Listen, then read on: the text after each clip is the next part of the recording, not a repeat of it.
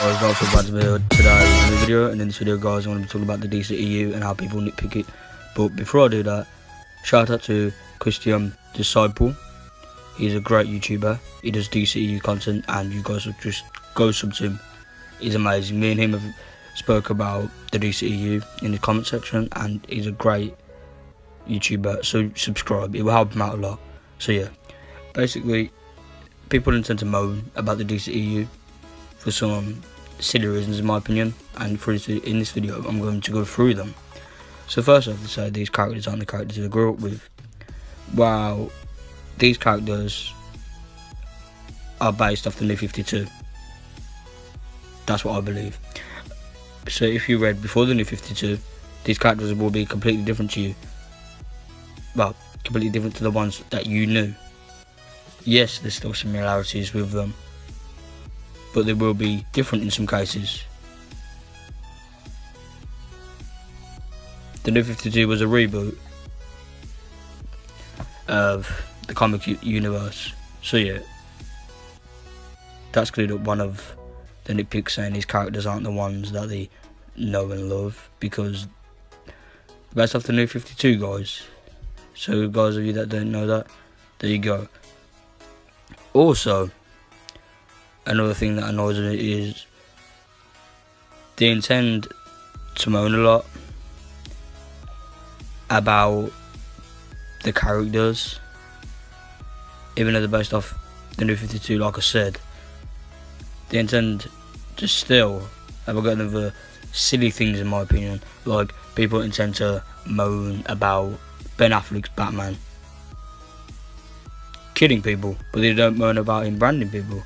And to be honest, I don't really mind him branding people, but people who moan about Batman killing, Enoch is killed before he's killed in Batman 1889 film. He killed the Joker. Also, in Batman Returns, he killed a couple of people as well. That dude who stuck the bomb to and threw him down a hole and he exploded, he killed him. Also, in the Dark Knight trilogy, Batman Begins, Batman killed the person who was just on screen, and he blew up the League of Shadows hideout, what killed a load of members. Also, he technically killed Ra's al Ghul, even though he said he won't save him, but so he technically killed him. And also, he also killed, in the Dark Knight, Harvey Dent. Even if it was to save Commissioner's son, he still killed Harvey Dent.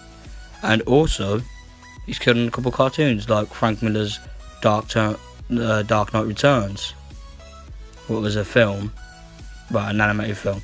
He pretty much killed the Joker. I mean, if you see on the screen, he's pretty much just beating him. He's full on going out here, beating him. So people who moan about this Batman saying he's too violent and he kills people and that's not the Batman they know. Well, I've just showed you some points of Batman killing people, and also he killed in his first comic book. So yeah, this Batman is a reiteration, and it's not going to be the one you know, it's going to be a different version. It's Zack Snyder's version of Batman. It's Zack Snyder's version of the Batman. That's it. And Ben Affleck's. It won't be like past Batmans, like Christian Bale's Batman or so on.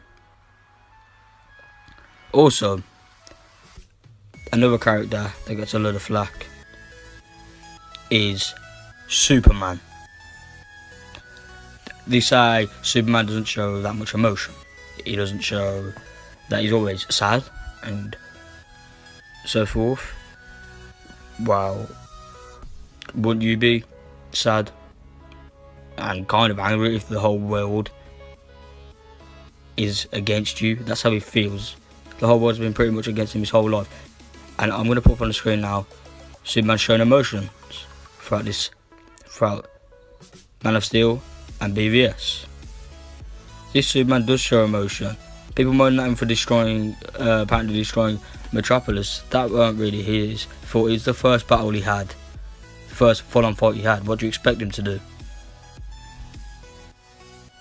Also, another nitpick that people have, well, intend to do, is because the DCEU is a contender to the MCU, they intend to just hate on it. Well, you know what? You can like both as well. That's right. Shocker. You can like both cinematic universes. I like both. People just need to stop nitpicking at certain things, like Batman killing, Superman not showing that much emotion, and also moaning about Ultimate Editions or Ultimate Cuts, when the Batman v Superman Ultimate Edition fixed a lot of the problems in that film. And if you say, oh, but the theatrical cut was meant to be the proper film, well, I don't know if you know this, but in some cases, in some films, the studios that are making it mess around with it, just plaque it all together, just like they did with Fan Stick. Josh Trank said that one in his vision, and when the test screenings of BVS was being showed, it was a 3-hour version, so the ultimate cut, in my opinion, is the definitive version. So yeah guys, I know I said no uploads for a week, but the videos that we were doing are finished, which was a surprise. I thought they'd take longer, but it never.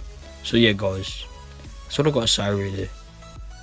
So thank you guys for watching, have a great day. Talk some fun, I'm signing out.